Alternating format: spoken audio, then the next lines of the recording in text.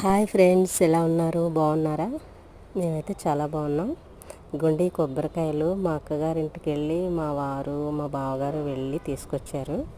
Piece తీయించి తెచ్చి మా ఇంటికే పంపించేసింది మా అక్క.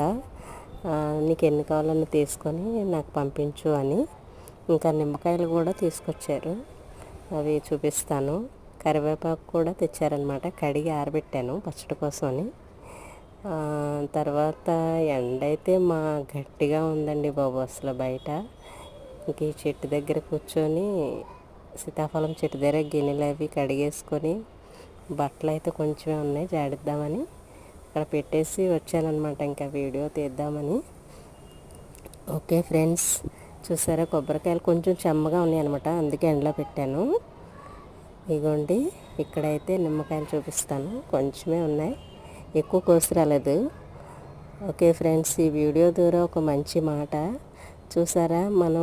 మా అక్క తనకు తీసుకెళ్ళి ఇవ్వండి అని ఎందుకు చెప్పింది? మనం స్వతంత్రంగా ఉన్నాం కాబట్టి మనకు ఏం కావాలో అవి తీసుకోమని పెట్టింది. మనం దౌర్జన్యంగా ఉన్నాం అనుకోండి, దౌర్జన్యం వేరే, స్వతంత్రం వేరే. స్వతంత్రానికి ఎక్కడైనా స్థానం ఉంటుంది, దౌర్జన్యానికి గుక్కడి మంచినీళ్ళు కూడా దొరకవు. అవునంటారా కాదంటారా? ఇది నేను అనుభవంతో చెప్తున్నాను, ఎవరిని కించపరిచే విధంగా కాదు. మన ఎంత రక్త సంబంధమైనా మన లిమిట్లో మనం ఉంటే మనకన్నీ మన కాళ్ళ దగ్గరికి వస్తాయి. అందుకు ఉదాహరణ ఇవే. అదే నేను స్వార్థంగా ఉన్నాను అనుకోండి, వాళ్ళ ఇంటికి వెళ్ళి ఒకటి ఇవ్వా రెండు ఇవ్వా అని అడుగుతాను.